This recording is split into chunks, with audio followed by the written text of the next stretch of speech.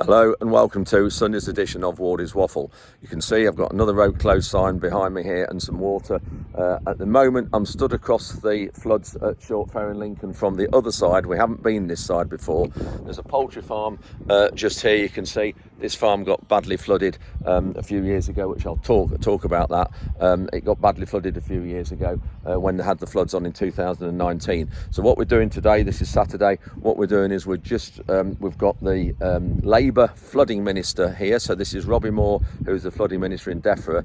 We've got his opposition or the shadow, I suppose they call it, don't they, flooding minister from Labour here today visiting. We've got Tom Bradshaw, deputy president of NFU, and some of the local farmers. We thought we'd come this side of the river. We haven't been this side before, or this side of the floods. It gives you a different perception of it. Also in this update we're looking at a few things around the farm, around the floods and around the crops, if you like, and the water's gone down on some of them, and a few other little bits and bobs on the farm. Anyway, that's it for now. Let's crack on with this update and we'll see you at the end. It's a great number to have at annual dinner. Fantastic. I thought it's because you'd heard what I got to say last year and thought he's really good, my lord, yeah. But on the other hand, it might be that we've got a special guest with us. I'll just run you through the order of things this evening. I'm just going to say a few words about the year and how we got on here. We'll then begin the meal. Halfway through, we'll have a break when we'll do some presentations. And then we'll continue, and when we've completed the meal, our guest speaker will be introduced to you. But this is my final address to you as county chair, so I thought I'd try and put a positive spin on things. I'm sure Minette later, when she speaks, will give a full account of the successes nationally of the NFU, which have been considerable, and thanks must go to her team and Minette for the hard work that she's done. The local team, led by Rhonda, has engaged with many of our local MPs who have visited several severely hit farms by the recent flooding. The visitors to badly hit farms were told in no uncertain terms just what the impact would be during the coming growing season. Already, this has brought about some changes in government policy, and support has been promised in the form of hardship grants, etc. Visits from ministers from the government and shadow government are still being organised, and with the next one on Saturday, when Lincolnshire Farms will host Emma Hardy, shadow flooding minister. Robbie Moore, the flooding minister, came into county last week. He spent a lot of time here. He was across in the south of the county with Steve Barclay, the Secretary for State, and came back on Sunday to talk to some of the IDBs. The upshot of this is we've had a lot of mentions about Lincolnshire, the flooding, the plan that the NFU has put forward, and there is a willingness to look at our plan and work with us. And the plan is about a collaboration between local farmers, the internal drainage boards, and working with the EA, but actually it's just going to be the IDBs and the local farmers to actually clear and maintain some of our waterways in the county. And desilting is going to be part of that option. Steve Barclay is going to be making an announcement imminently that Lincolnshire is going to be a pilot where they're going to adopt this approach. So it's a huge win. They're trying to sort out getting additional funding to the IDBs. So watch this space. This is the county where it's happening. And thank you very much to everybody, including all the farmers that have really got behind this and supported us and made it happen. Thank you.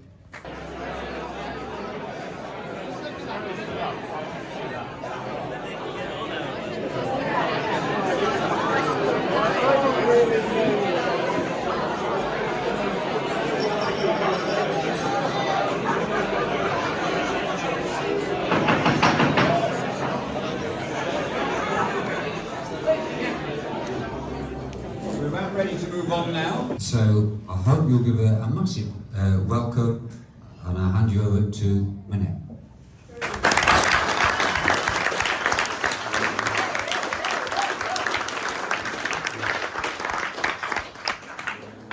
Nick, thank you, and I feel like I can only be a massive disappointment. I mean, if never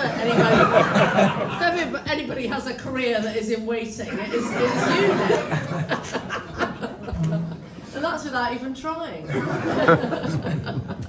Look, it's so wonderful to be with you all here tonight, and I can't actually believe how many of you have turned out on what is a very grim January evening, when I'm sure you'd have probably rather been at home. And huge thanks to the tour de force that is Rhonda Thompson. I don't know where she gets her energy from, but you know, with what Nick said and what Rhonda has said about, you know, what they are doing, and what Rhonda outlined, I think particularly with the flooding, is so prescient for this part of the world, and be under no illusions as to what a game changer that is. And I suppose what I want to try and touch on, and what I want to try and bring to life is, you know, without the NFU, then who? Because I got involved with the NFU a long time ago, and I knew my group secretary, and I thought that for all the group secretaries who are here, that was as far as the NFU went for me. I knew at a local level what it meant. I had no idea at a national level what it meant. And having got involved with it at a national level after everything that we've been through, I just think it is really, really important for each and every one of our farming businesses.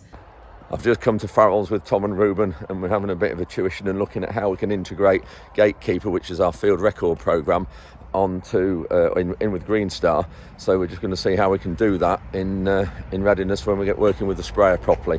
We're going to see whether we can do some plans, some application plans and things, whether we do it on Green Star or whether we do it onto Gatekeeper. So we're just going to have an hour or two here looking at that. But first I'm just going to go and have a look around one or two of these tractors. There's quite a few tractors and forklifts here.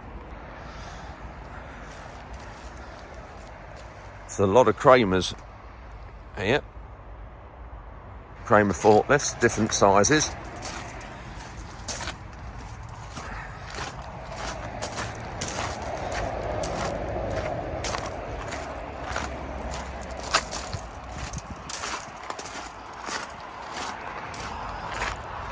Look good forklifts these do.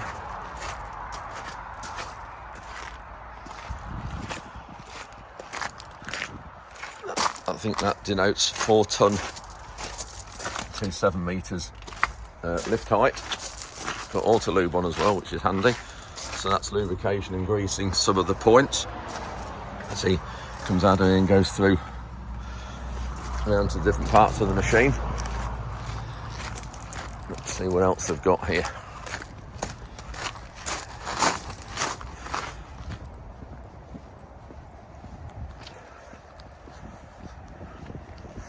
There's a Diddy Kramer. So what's that, 2 tons or 2.7 tons is it to 6 metres high reach?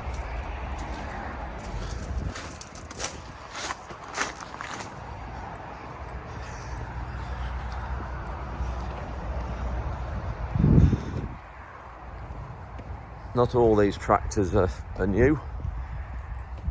This line is by the look of it. So those of you who see the videos when I went to Germany with John Deere a few weeks ago, this is where these tractors were made, at the factory at Mannheim, the 6 Series. And if you want to have a look at that, I wasn't allowed to film inside the factory as such, but I did do some of the things in when we had a presentation, and that is farm update number. And then here's, obviously these are second-hand tractors. So this is the wheeled equivalent of our 8RX. This is an 8R, so this is same horsepower, 410, but got 4 wheels instead of 4 tracks. Looks a different tractor completely, actually, when you look at with the shape of the wheels, and well, obviously they're round, but it just looks a different tractor completely. Obviously this has got a front linkage on, an RRX hasn't. This is looking from above, they've got a lot of stock in.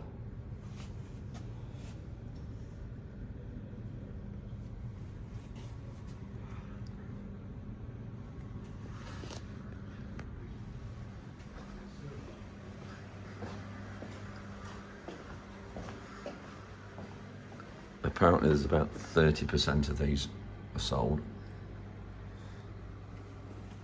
but they also, those Kramer forklifts there, they do all the PDIs here at Newark for all the depots for Kramer forklifts. So the PDI'd here and then shipped off to the other depots around the country.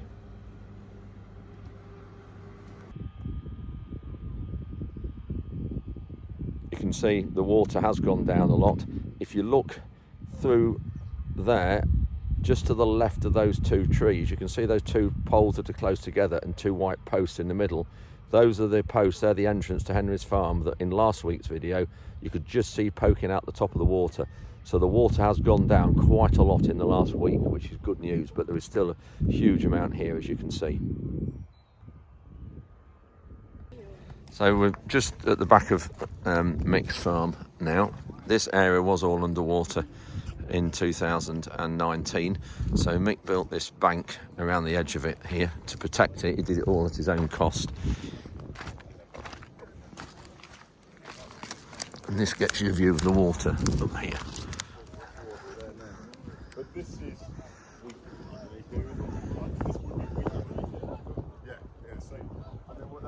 The sun's a bit in the wrong place, but you can just see here. And the water came up to here somewhere.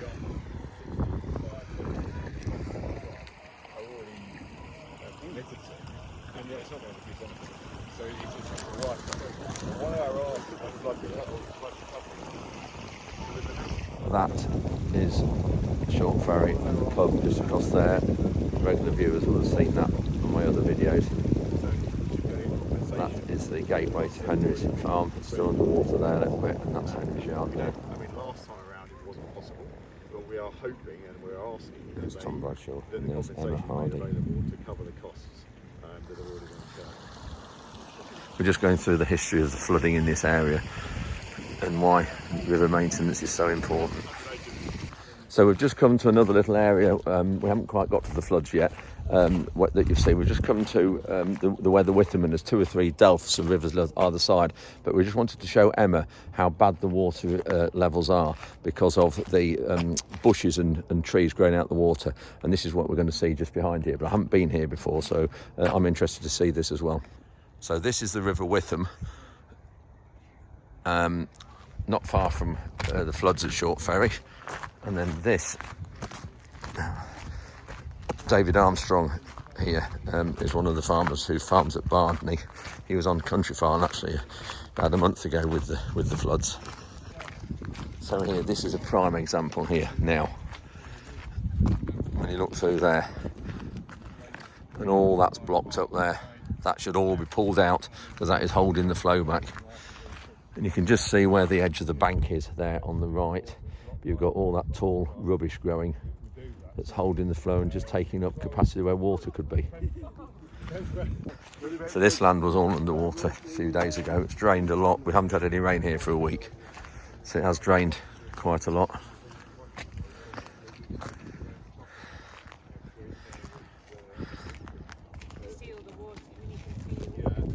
And that's all that extra water has had to be pumped out by the IDBs. But I think this is really basic. One of the proactive management about water. So it's not all about dredging, it's not all about, but this here is just simple vegetation management, which is not happening. This side of the tree. So that's 38% of the way across the channel is another one. I mean, those trees there are going to hold up a lot of, when they get bunked up with, especially in times of flood, when you've got other things flowing down, they just get bunked up, they get caught with weed and everything else, and they slow the water flowing out. We've just got to Short Ferry now, and you can see the water behind me. All the local farmers here, Henry's here as well.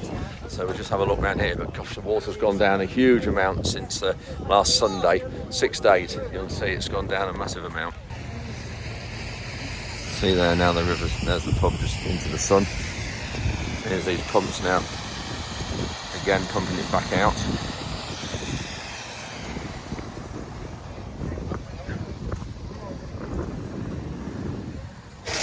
See where the water was at the top of the bank, and then only last week, that's the line of fence posts that I was showing you last week, that all this was underwater.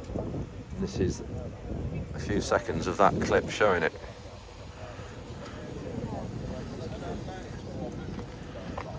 if this water wasn't on here and Max's and on all of our land around here, people's homes would be underwater, and we can't just take that on the chin for free. One of the ideas of the Environment Agency have been to sort of pay farmers to flood their land to store water in times of flood. Yeah. But that side was all flooded before the bank breaks on this side.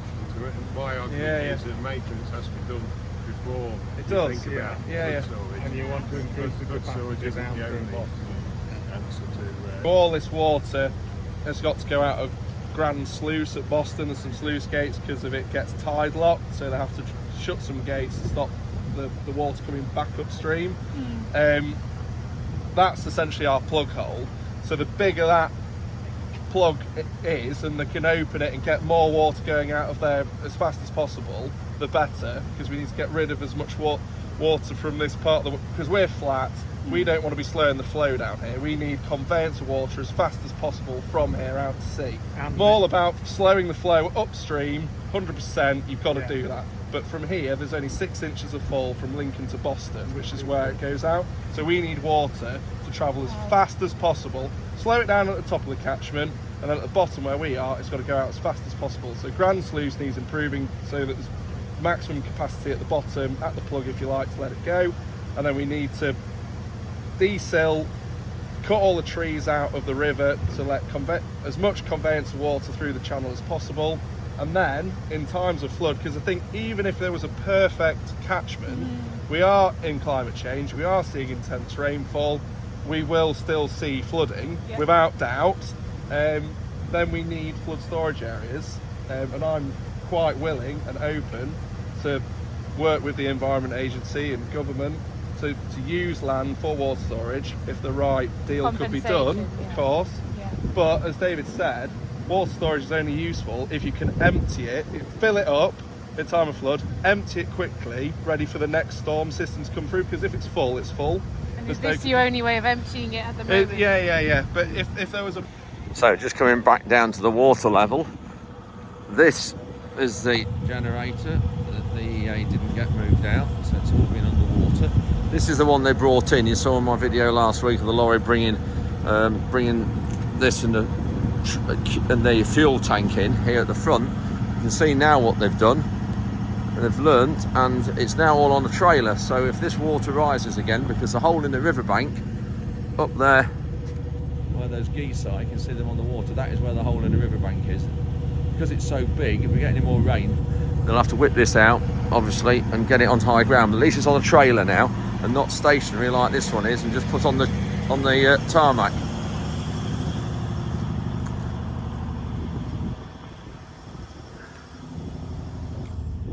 That's the road we were over the top of last week, just through there, and that's where we've just been. That's Mick's farm, the poultry farm, where we've just been a few minutes ago.